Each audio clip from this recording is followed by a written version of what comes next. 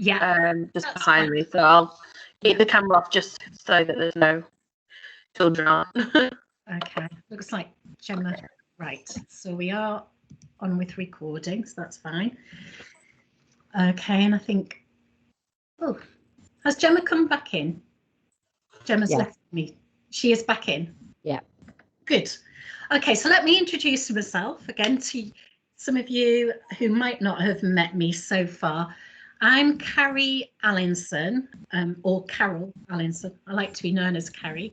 And I'm one of the speech and language therapists in Harrogate and District Foundation Trust, working in the Hambleton and Richmondshire locality. There are about 13 speech and language therapists in the team, and we have 3 assistants that work with us as well. And really every school has a named therapist, so hopefully you do know who your named therapist is, or if you're interested, probably be able to tell you or let you know who your named therapist is. So I'm just going to share my screen for the slides. I have sent you all the handouts already, so that, well, you can write notes, but I've sent you all of the slides for the session. I just want to also say that Dawn sent an evaluation form, so if people can give me feedback on today's session, I would really welcome that, as well as any chat that you put on the side for me. Okay. No, no problem. So we'll just get the slides up.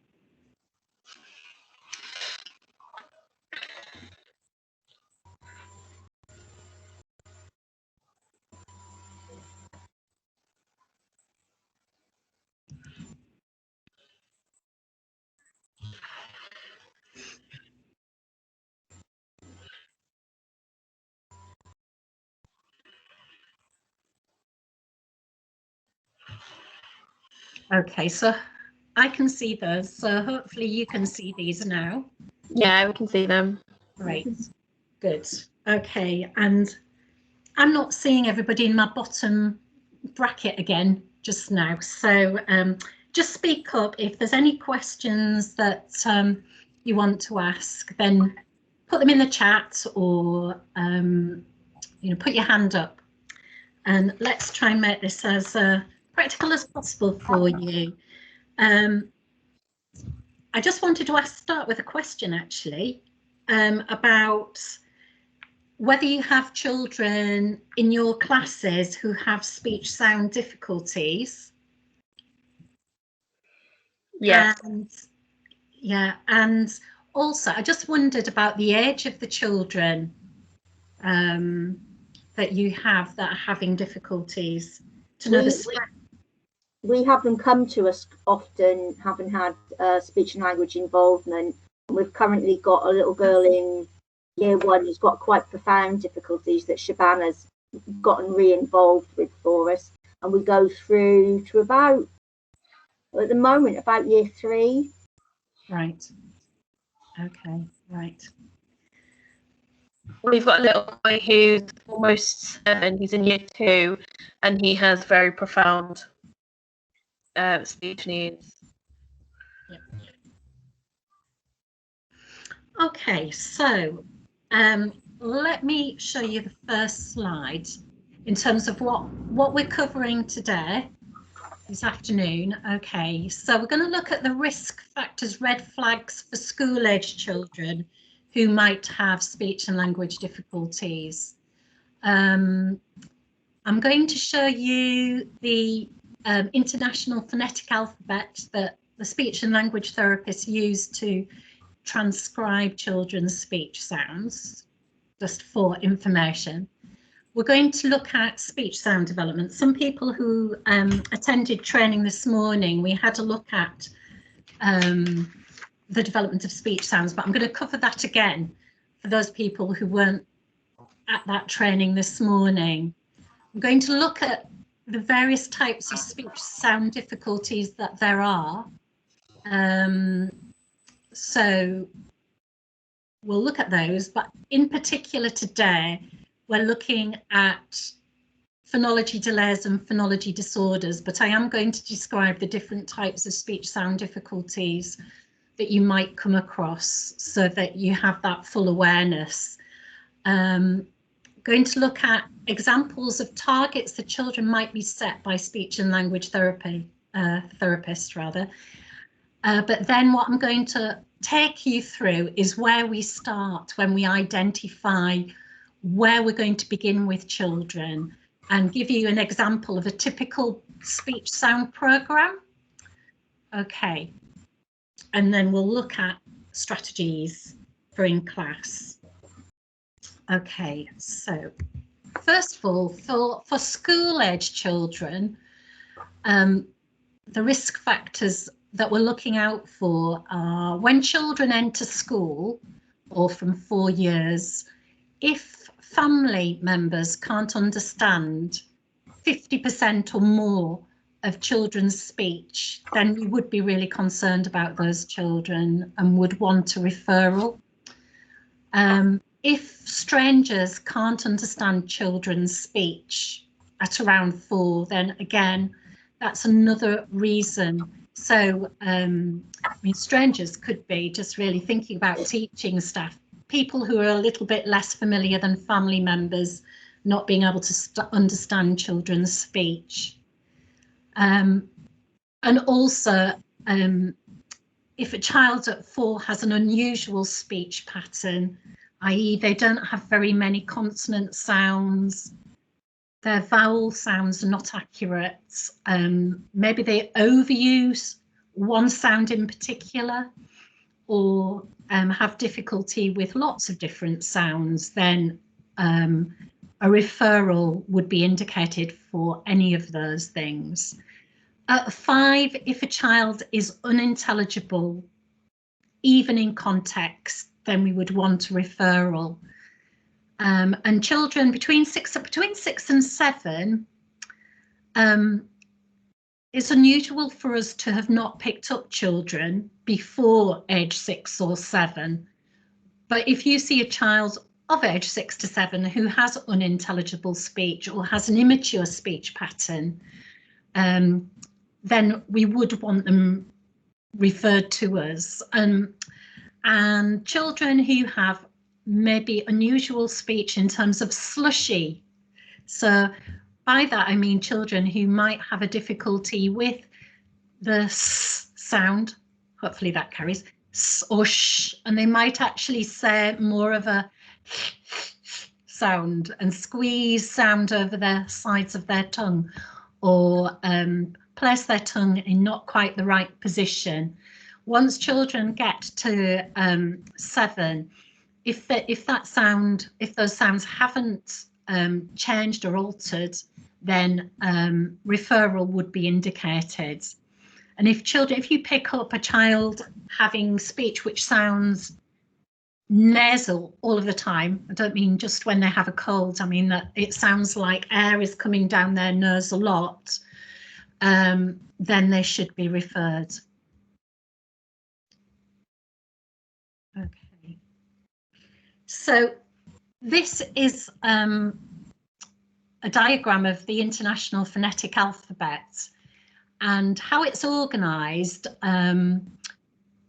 sort of horizontally from left to right is the sounds that are made from the lips and then going further back. So p and b and are bilabial sounds made at the front of the mouth, and then at the very right of the table, then you've got glottal sounds, and glottal sounds are like that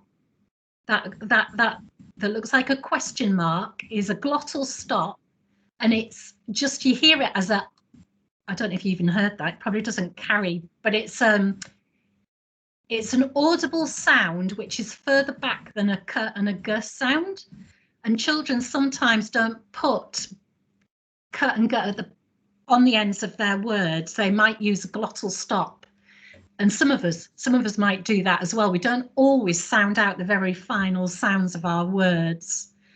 H is also, it's a glottal fricative. In that when we say h, there's no stopping of the sound. It's a continuous long sound, but it's made from behind the back of our tongue. Okay, so going vertically down this table, we've got the manner of sounds, the type of sounds that these all are. So p, b, t, d, k, g, and this which I can't really make the sound without saying a whole word, is they're all stop sounds. So they involve blocking the air and then a release. So p involves a release of the lips.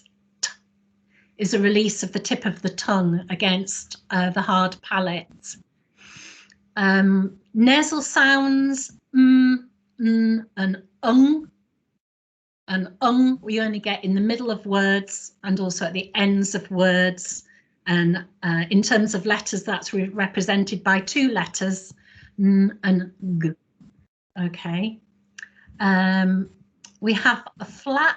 We don't tend to use the sound, but other languages do use that sound. We use a r sound, which is an approximant and described or shown in that row.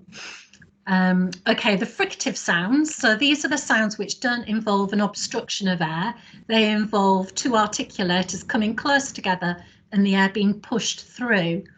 And they are f and v, and v, s and z, sh and zh, and ha I've already said. Okay, they are the sibilant sounds or high frequency sounds, and they are sounds that very often if a child has a hearing loss, they are the sounds that they may have most difficulty hearing. Approximant sounds, they are r, which looks like an upside down r, and what is a j is actually the y sound. Okay, it's written as a j, but actually that represents y, as in yellow. And then we have what's called a lateral approximant, which is the l sound. Okay, so this diagram shows the manner, the type of sounds that we have, and it shows the place that you make all of these sounds within the mouth. And also what we have is some sounds don't involve the vocal cords. The vocal cords remain open. So the sounds on the left are what we call voiceless sounds. The sounds on the right are voiced sounds, so they involve the vocal folds vibrating together. So when you say p, you don't feel your vocal folds vibrating when you put your fingers onto your throat, but if you do b, you can slightly feel the movement, and d, you can feel a slight vibration, and v, you can feel a bit of vibration, and z. So all the sounds on the right are voice sounds, and the sounds on the left are voiceless sounds. Okay. Now, this morning I held up this picture, but I wanted you to see this diagram that Leeds Community Speech and Language Therapy have produced. And I think it's useful for actually illustrating the order that the sounds normally develop in. Not all children develop their sounds in this way, but this is generally when you could expect these sounds to develop and the order in which they develop as well.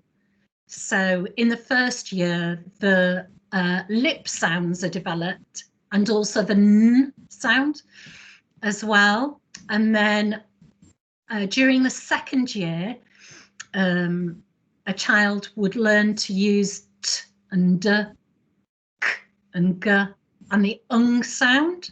So those occur between 2 and 3.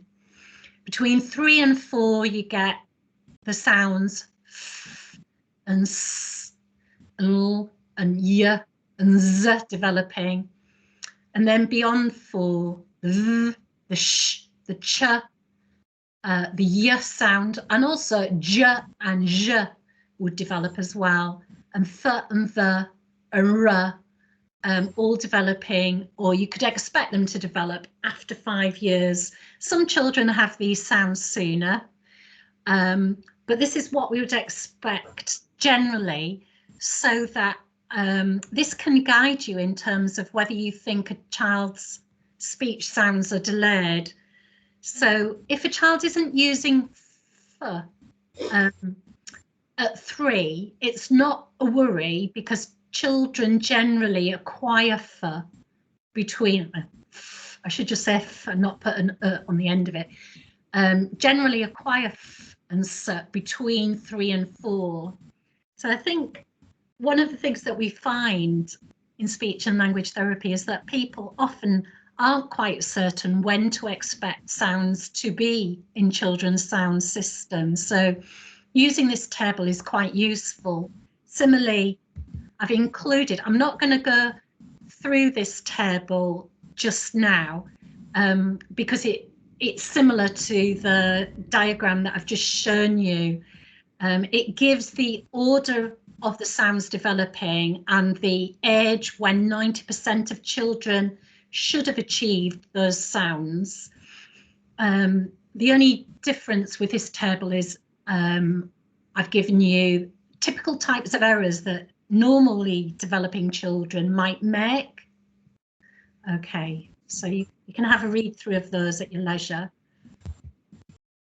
Okay, so different types of speech sound difficulties. So those of you that were in the training this morning, I showed this same slide, but I want to talk about other speech sound difficulties, and just I've got a few people who weren't here this morning, so I want to just talk through this. So a lot of the children that speech and language therapists see do have phonological difficulties. So they may have a phonological delay or a phonological disorder. This isn't an articulation problem. Usually the children can make, if you ask the children to make the sounds, they could copy all of the sounds, but they actually have a difficulty understanding and using the rules of speech sound patterns. Okay, so a phonological delay is when a child might use normal type errors for longer than you would normally expect them to. And this is of particular sort of a worry or concern if those types of errors exist beyond 5.5 years, because it can contribute to those children having some difficulties learning to read. Children with a phonological delay tend to make the same errors. They make consistent errors. So very often you tune into what they say because they make the same error all of the time. They don't say sounds differently, they make the same substitutions. And the type of typical substitutions that they make are for long sounds, for the fricative sounds, f, s and sh, they might use a p, t or d sound instead. For the back sounds, k, g and they might front the sounds. They might say t, d or n. Sometimes when children have had dummies and they've spoken around their dummy, sometimes that influences them to use back sounds. So it's not fronting, they tend to sometimes use back sounds rather than front sounds because they've had a dummy in their mouth. Cluster reduction, this is where children reduce 2 sounds to just 1 sound. So st, sk, sp, sm, sn, sw, sl might just be said as a s or as a l or a t sound, and br might be said just as a b or as a w sound. Another typical error is deleting the final sound of a word.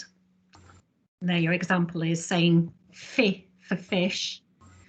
And then a typical error also is called gliding, where children have difficulty using l, r or y, and they replace it with a w sound, which is a very early sound.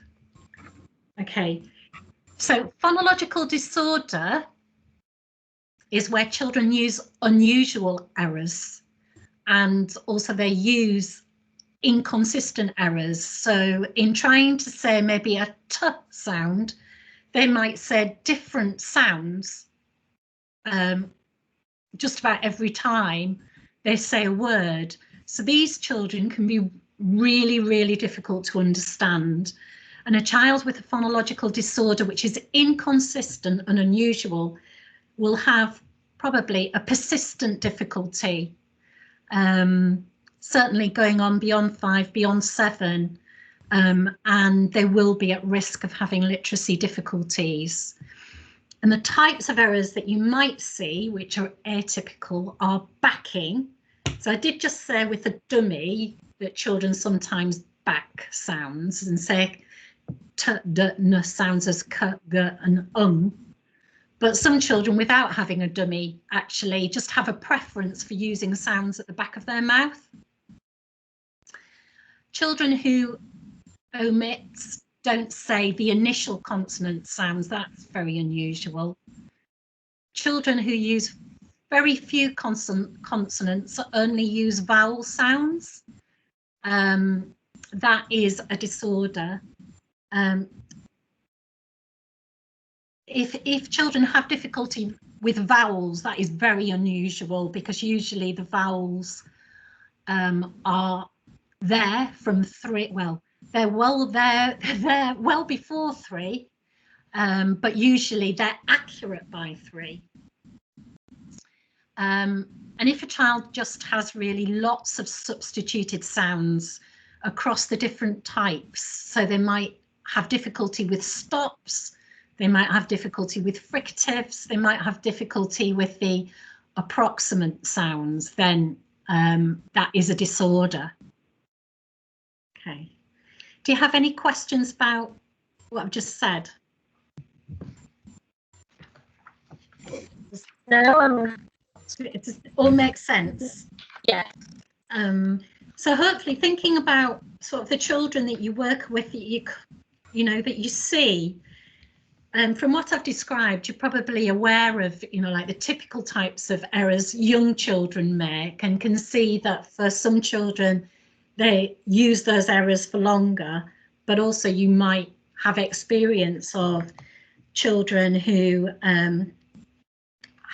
make very unusual substitutions or use very few consonants. And thinking about what Sarah said, she said that there was a child with sort of a profound speech difficulty, and Mel also has a child who's come into school in the last year who has a severe difficulty, and they're an older child as well.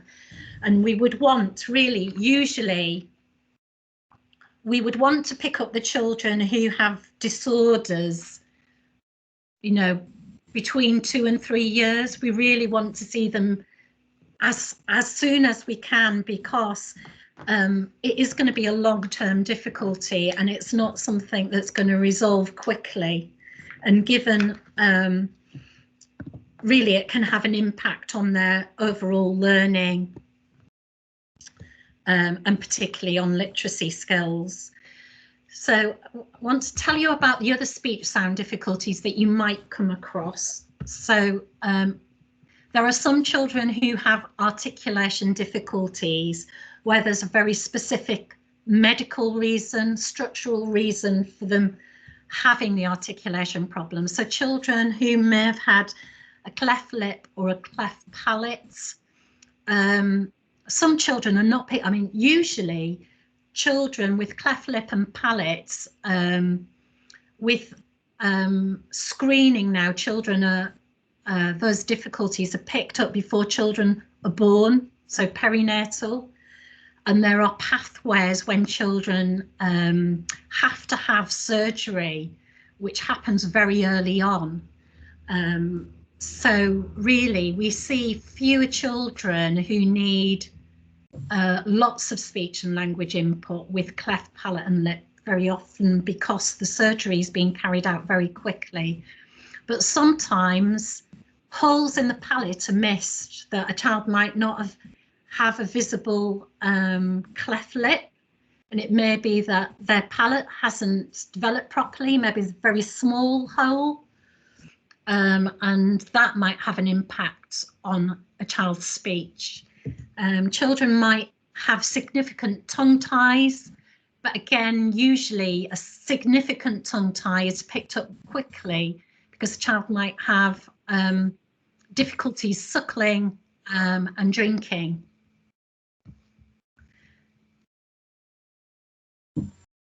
At age 10. So yeah, I mean, going forward with really, children can be supported with their speech difficulties as they get older.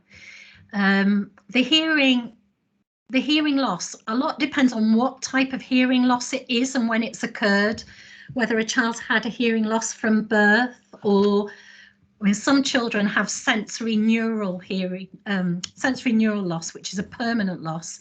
Some children have conductive losses, which are linked with having glue or otitis media, and they can have fluctuating hearing losses. So through their development, they might have difficulties with hearing, and that can have an impact on development. There might be gaps. So continuing to have access to speech and language therapy at different ages may be important. So if a child has a speech difficulty at age 10 and it's not clear, it would be useful, and they have a hearing impairment, then referral to speech and language therapy is very relevant.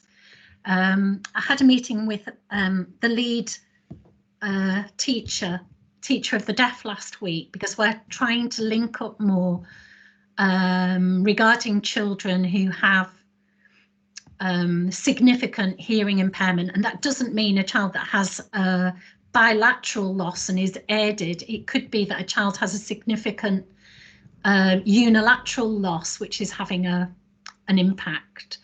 So going forward, education have been going through quite a lot of change with SEND services, and a speech and language therapists and teachers of the deaf are wanting to link up again and try and work together more closely. So with regards to the children with structural problems, usually they try to make compensatory substitutions. So they use substitutions which are quite close to the sounds that should be made. They make very consistent errors, so often they can be understood, but they will have difficulties imitating. They need to be taught how to make the sounds correctly. And very often these children have good auditory discrimination skills, good phonological awareness skills. Children who have verbal dyspraxia, or what actually is more often called now apraxia of speech. So Mel, the child that I came to see last week, I know that sort of his records say that he has a verbal dyspraxia. Yeah. So this verbal dyspraxia or apraxia of speech is a difficulty planning the motor movements or moving the articulators with the right speed at the right time with the right force in the absence of any neuromuscular problem.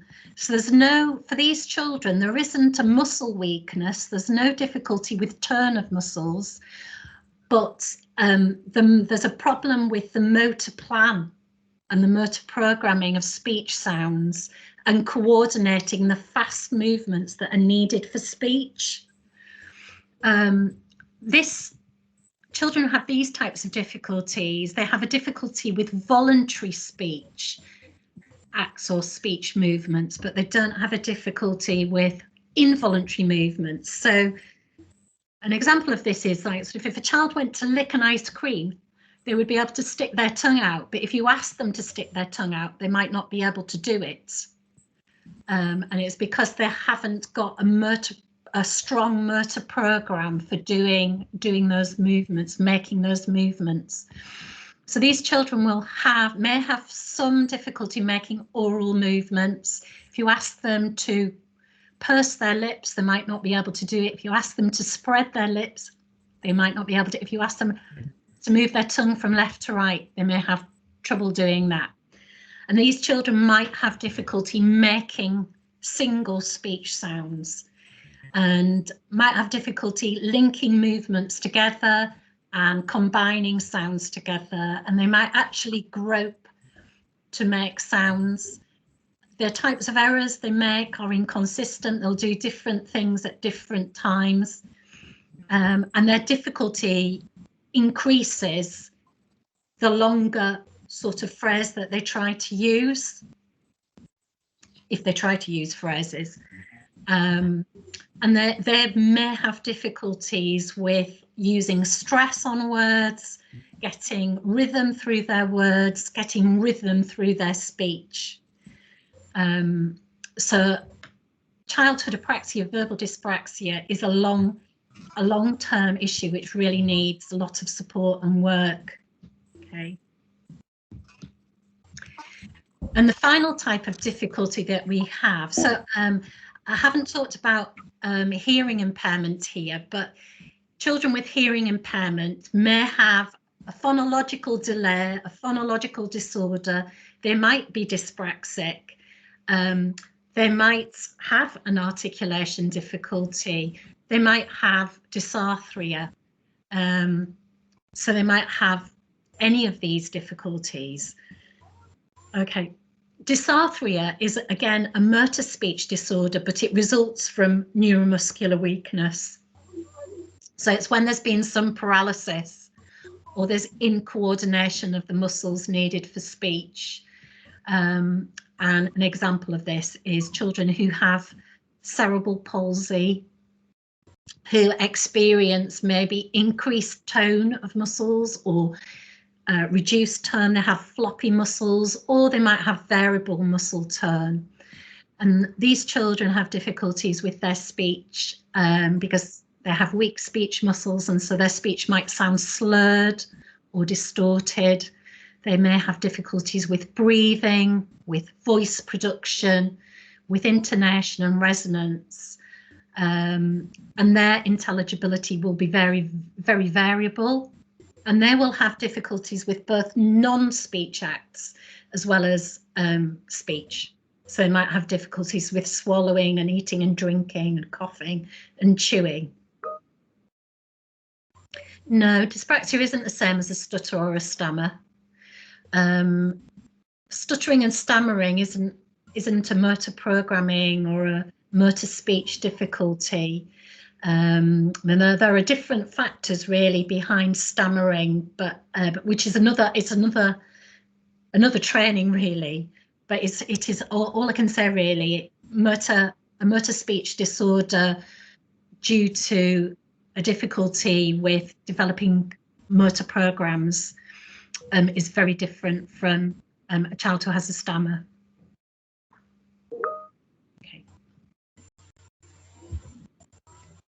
Okay, so examples of targets that you might see.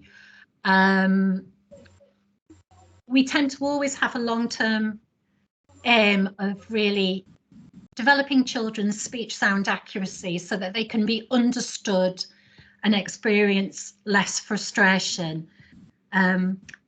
Children don't stay with speech and language therapy until their speech is completely clear. What we look for is demonstration that they are understanding rules and that there are changed patterns and they are progressing. So that's what we look out for. So you might wonder sometimes why speech and language therapy might have discharged a child, but they may be showing sufficient progress, and really it's just further practice, and over time it's going to develop, but they are really moving on. So in our intervention plans that we write, we will always record a baseline stating where a child currently is. So it might be that a child uses k instead of saying t sound. A child might be able to say k by itself, but actually can't say it in simple words. Or the child can say k at the front of words or at the ends of words, but when they try to use it in a phrase or a sentence, it reverts to t. So if just with those examples of where children are, then the goals for these children would be that child 1, we would be working on trying to encourage them to use an accurate k on its own. For the child who has a difficulty with k in a word, we'd be working on trying to combine k with vowels initially. For a child who, again, doesn't maybe say it in a CVC word, that's consonant, vowel, consonant word, we'd be working on trying to get k at the beginning of different single words.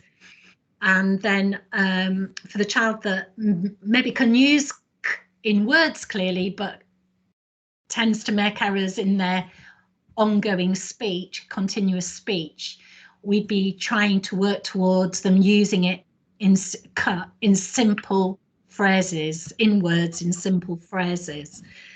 And I'm going to show you a program for working through this. Today what I'm going to do is take the sound k, because very often that is a sound that children can have difficulties with, and they very often do say t instead of k, okay?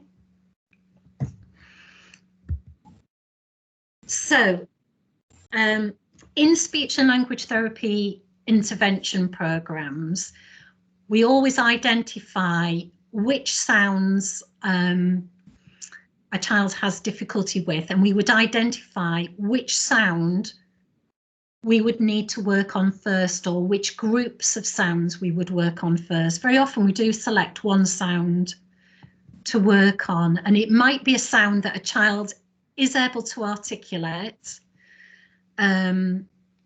is able to imitate, but they're not able to use it at a word level or a phrase level. So we might look to work on a sound that they're achieving some success with, but we need to reinforce and develop that further. So I'm going to take just for today, I'm just taking this sound k, and I've shown it by the almost the Jolly Phonics picture. Speech and language therapists do use Jolly Phonics to link sound with a picture, but for children with verbal dyspraxia, we often use a different set of pictures. I'll show you that they are close, but we use what's called the Nuffield dyspraxia pictures. And there's a reason for this. It's because there's so many resources that you can use for children with dyspraxia, and you have to work very steadily and sort of routinely building up children's experience of sound.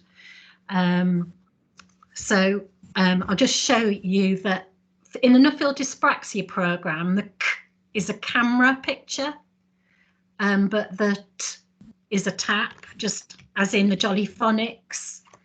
So we've got the castanets in Jolly Phonics, haven't we, and the tap there. So the first step in any program that the therapist will do will be to do some phonological awareness or sound awareness, to make sure that a child is able to discriminate and hear the difference between these sounds. So the first step is introducing the letter pictures, or the sound pictures rather, for the two sounds, and making sure the children know which sound goes with which picture. Okay, and we would explain to the child how we make these sounds, that k is made at the back of the mouth, and you might be able to feel your tongue at the back lifting when you say it.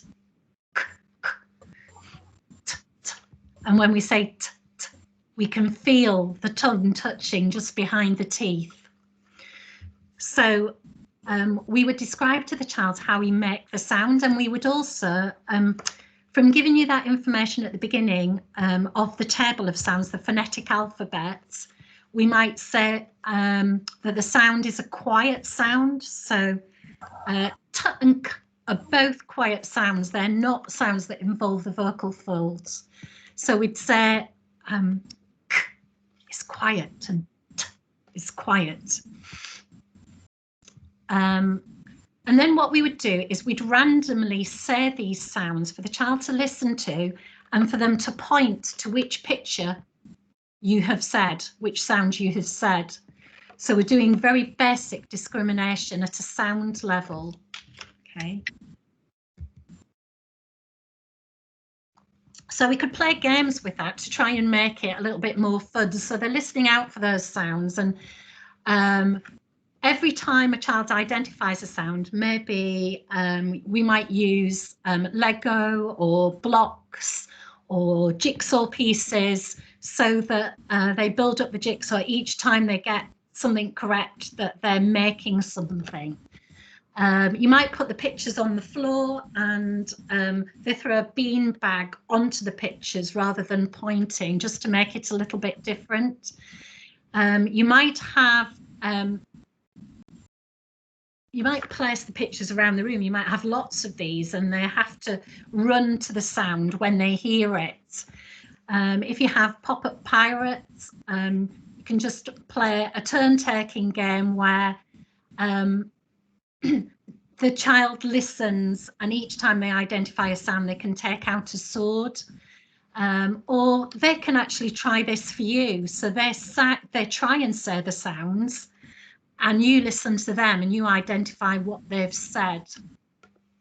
You can use them in have post boxes, post the sound into the cut box and the tut box.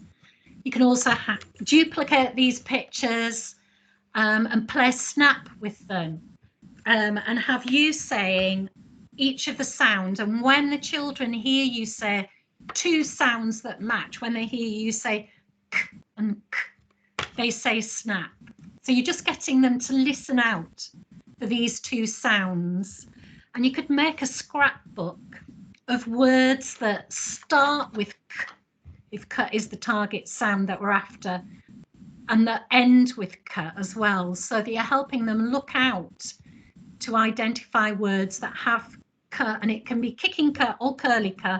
We're working on the sound, words that begin and words that end with that sound. Okay. The next step from that is still working on listening skills, but it's listening out for these sounds when they're combined with a vowel. So consonant vowel syllables. So you would put these out on the table, and then you would say silly words. You would describe them as silly words because a lot of the words aren't real words.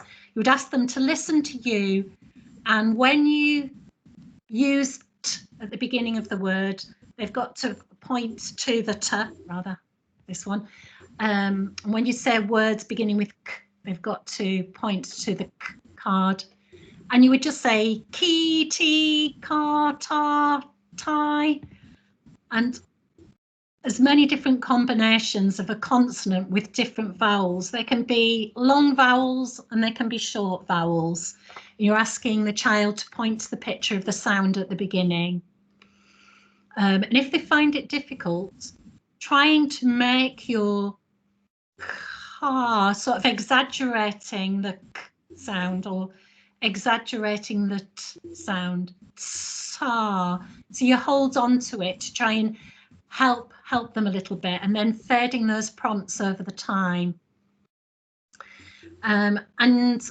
Just the next thing says just about randomly saying the silly words with different combinations of both short and long vowels, and seeing if they can identify the right sound. And you can also do that at the ends of words. So again, saying vowel consonant syllables, ik, ak, it, at, ot, oot, ort, ike, ik. And the child's got to identify what sound they heard at the end. And again, you can use games to sort of give them rewards for when they're coming up with the right answers to try and keep them motivated. Okay. The next step is still sound awareness, and it's still having your pictures out, but having packs of pictures that start and end with k and t.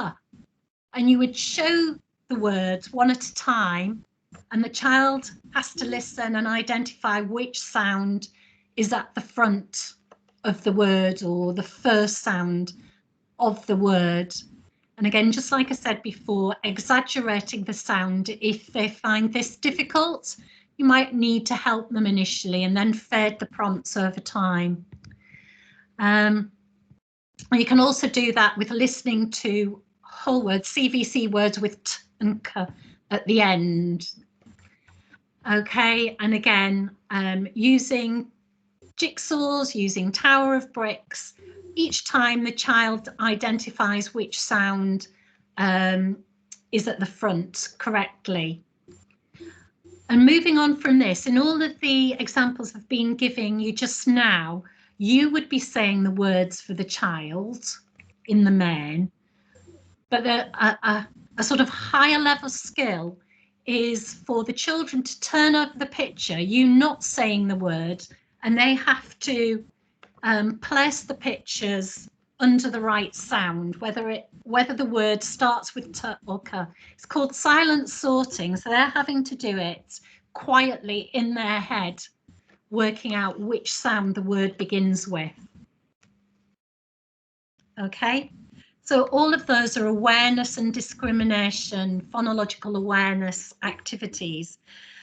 And then we would move on to production.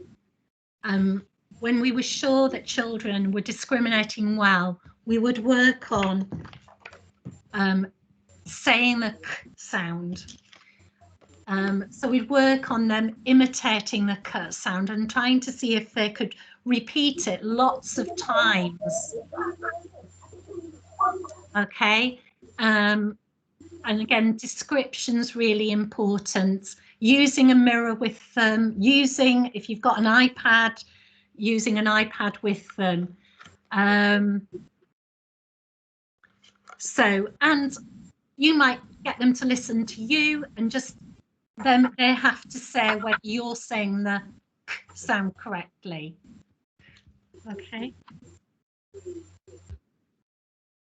The next step is just what we did for the discrimination. Similarly, we work through production at a consonant vowel level. So we look to see if the child can say k in a CV syllable. So we might start with long vowels first. I think very often the speech and language therapist will give you these packs. So they might give you something like this, where you put the card in the middle and then you combine the k with the different vowels here, saying ki, ko, ka rather, ku, k. Okay. The black sheet pictures, black sheet resources have these for every sound that we use. So we would have a go at saying k at the beginning of words, and if a child has difficulty with k and a vowel, we might encourage them to try and say it with the h sound inserted in there, because they possibly have the h already, and we might say coo, coo, and try and get the k from the h sound. Okay, so we'd work towards trying to get that 80% of the time, that a child could combine the k with a vowel on 80% of occasions. And when they do that, then we'd move it up to the next level, which is trying to use k at the beginning of real words. So again, the black sheet packs that we have, and also on the leads, if you look at my references at the end of the slides, then the Leeds website, they've put lots of pictures together that you can just download for working at this word level. So the speech and language therapist we use widget symbols. I don't know if you have widget in school, because you might use widget for different things, or communication in print. And you can get your own pictures to have a practice of saying words that start with k. We tend to use, we use games like Snap and pair games and dominoes and lotta games, just to get the children using the k at a word level. You can play hide and seek with the pictures, collect objects together, starting with k. Have stepping stone games where they move across, picking up pictures, saying the k words. You can roll a dice and ask them to say a word that many times. Okay, so it's just trying to get as much practice of saying the words that they have difficulty with, and building up the rules, the phonological rules in their head. If you make errors, that's a good thing. Getting them to pick up when you make an error is a helpful thing. When a child is achieving at word level in CVC words and in longer words, in disyllable words and polysyllable words, so like in caravan and crocodile, well, maybe not crocodile because that's a blend, caravan and curtains and custard and cardigan. When they've got it in longer words, then we would move on to trying to achieve the words in what we call carrier phrases. So we would encourage, using the pictures that we've already got together, we would encourage them to say things like, I see the keys, I see a castle, I like cake, I don't like cake. So you get them to use sort of phrases that we might use very frequently and they use frequently, and to practice the words in those sorts of sentences. And if a child forgets to use the k sound, you might say, oh, is that a tassel? So once you work on it, you might use the incorrect sound if they haven't used it, to get them to think and reflect on what they've done. You might remind them and say, oh, I didn't hear the k sound there. Let's try again. And you say the target word and encourage them to copy. Okay. From there, from getting it in those types of phrases, then you would work on trying to get it in a whole range of different sentence types. And just actually in the black sheep, and also in Twinkle, the Twinkle resources that you might have in school, they have games and activities for working on sounds at a sentence level. And I mean, the speech and language therapist might give you activity sheets like, oh, what do you see here? And they might say, oh, I see that shape is a kite, that shape is a key, that shape is a coat. So it's having activities where they can practice using the at a sentence level. I'm trying to see, I've got some black sheep pictures here.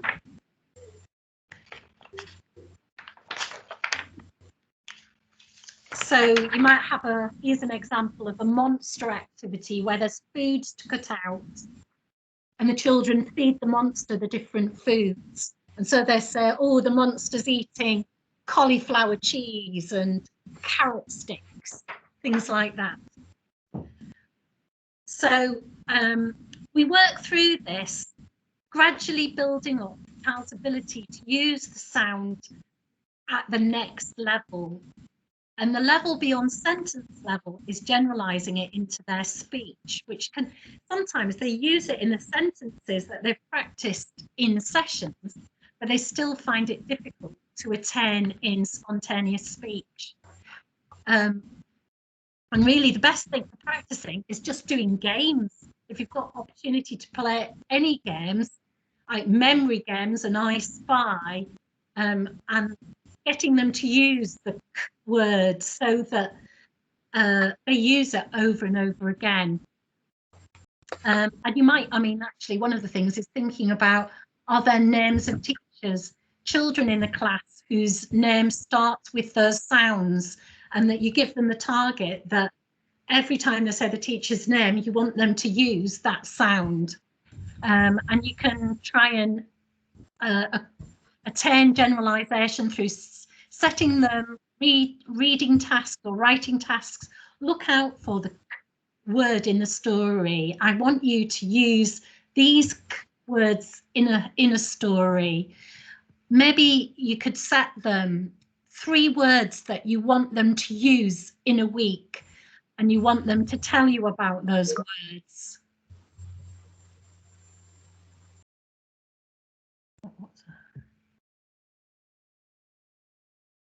Right, so for speech sounds, what we're working on, we aren't discriminating between the letter K and the curly K, because we're not working on K and S. So that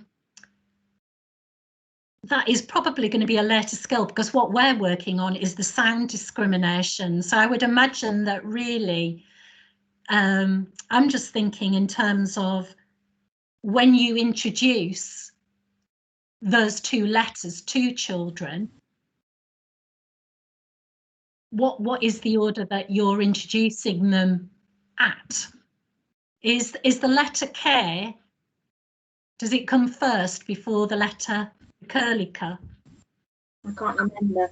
No, it's going, but this is where sounds and letters vary.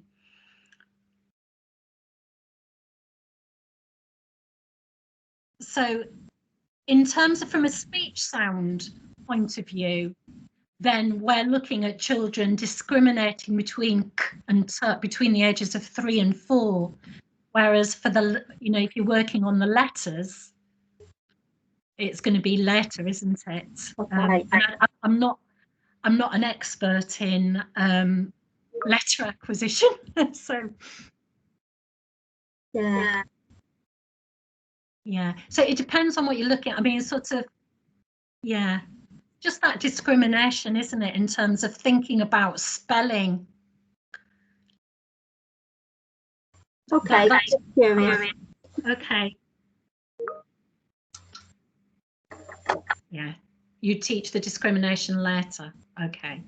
Yeah, so the sound discrimination is, like I say, we use curly K, and I'm going to do this because the other thing that we do is sometimes for children we do use finger spelling, or we use cued speech, which is giving a visual cue to the child to make the sound.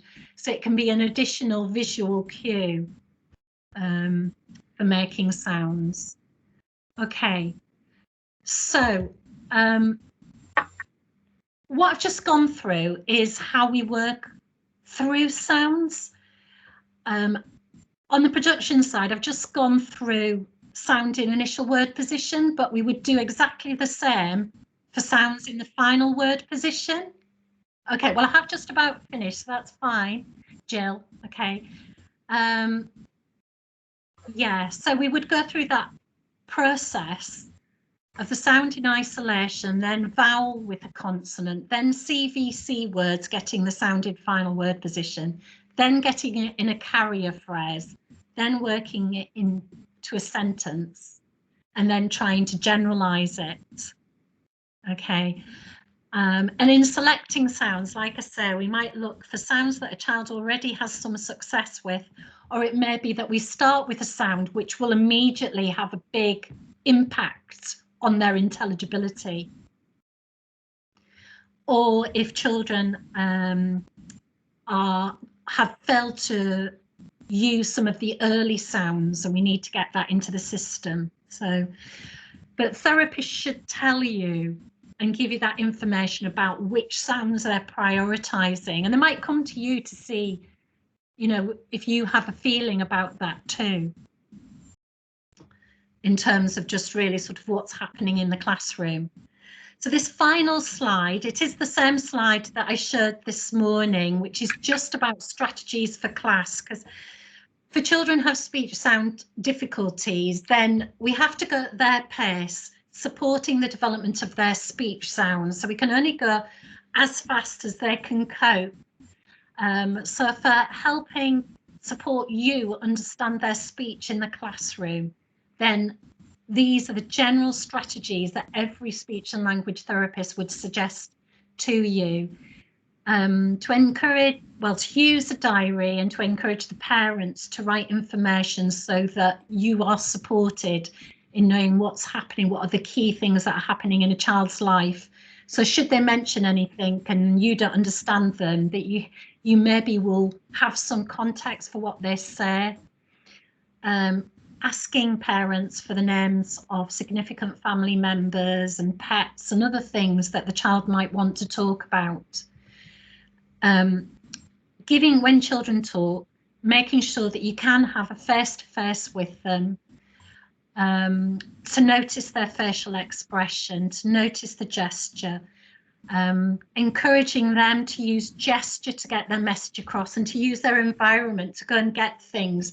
If you can't understand them, it is asking them to use their environment to get their messages across, to do drawings if you can't understand, because we need to help themselves by using augmentative communication methods if speech isn't supporting them. And somebody asked this morning about using Makaton signs. It may be that speech and language therapists do encourage parents and school to use signing to support a child's speech intelligibility, especially when children are dyspraxic and it may take a long time to develop the sounds. Then we will introduce signs.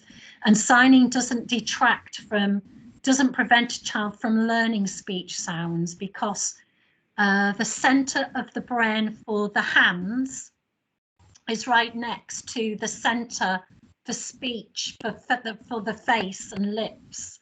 So actually signals are sent between each of those centers, and by using gesture, which is part of normal language development, we can actually encourage children to use more vocalizations and more speech sounds, and it actually takes pressure off the child.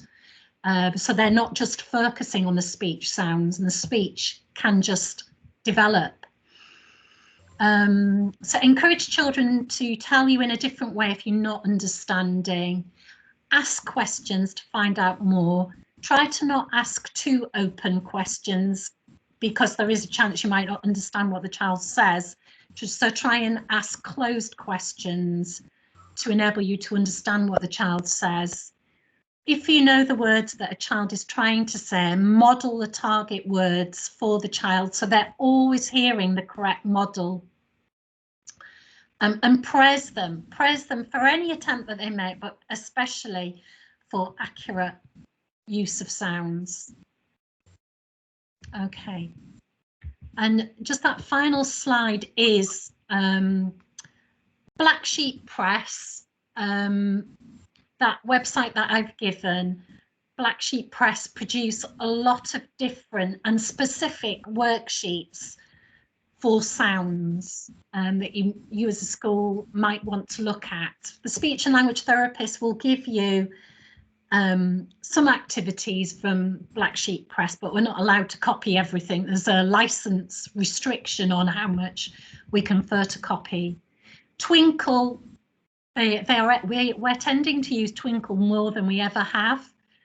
Definitely worth a look, looking at Twinkle. If you have a license within school for Twinkle resources, have a look at what's there.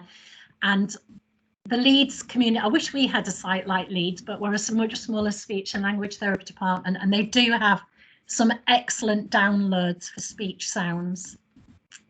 Okay, so yeah, so that's what I wanted to cover in this session. do you have any other questions that I could answer while you've got me? No. Kirsty, who's in this training today, is a new clerical officer working for speech and language therapy. And Kirsty is working with speech and language therapists and the assistants, putting resources together for programs for schools. So Kirsty is working with a speech and language therapist to provide resources for you to follow and for us to use in our sessions as well. Okay. And we're hoping to go forwards to make some more resources that we can learn out to school. So going to try and do some project work around that. Okay. Is that okay for everybody? Did you follow what I've said? Yes, thank you. Okay. So if I could just say what I said at the beginning about do fill in an evaluation form if you've got time, because that's really helpful to me. Okay. And going forward, there's one more online session next week. I don't know if any of you are attending it, on grammatical skills, expressive grammatical skills. But I'm looking towards doing the sessions that I've done, just tweaking them a bit and going forward with doing them online going forward. So yeah, so do ask your Senkos to look out for those for other staff as well. And as soon as I know where I'm able to put my recordings for you to access, I will send you the link. Fab, thank you. Okay. Thank you. Can I just say I found the bit about the phonetic alphabet really useful? Because Yeah. sometimes when I'm having a conversation with a speech and language therapist, I'm not quite certain what they're saying to me, but that contextualised an awful lot. Oh, right. Okay. That's good. I found that quite useful, the way you were talking about frontal sounds and back sounds and yeah, and where they're formed and whether the tongue is used. You're right. Yeah. I found myself trying to emulate when you were talking about K, you could feel the tongue going up. So I instantly trying to make that sound. Yeah. So that, yeah. It's helpful, isn't it? Children, that helped. That would help a lot for us as well. Right. I know it's probably a little bit detailed, but for background information when you're doing so much now, that was very useful. Right. Yeah. I think it's helpful to have that, isn't it? Because you can visualize it. And in terms of knowing that, you know, that actually the sounds that children acquire, they acquire them really in the order from the front of the mouth to the back. First of all, with the stop sounds, because that's easier, and then these, I'll call them squeezing sounds, the fricative sounds, the sibilant sounds, which are the higher frequency sounds.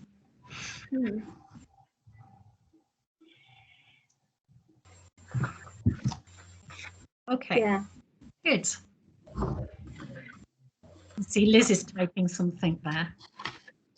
Okay, so anyway, I hope going forward that yeah, the return to school for all the children goes well, and that yeah, going forward as well, we'll be able to work together and have plans for how to help the children that do have difficulties.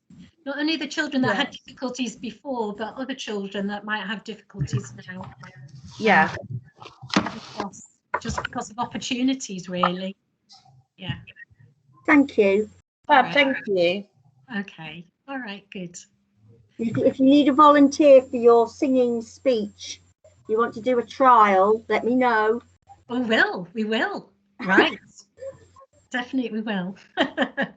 Okay, brilliant. Okay, well, thank you. Thank you, everybody. And see you again. All right. Bye.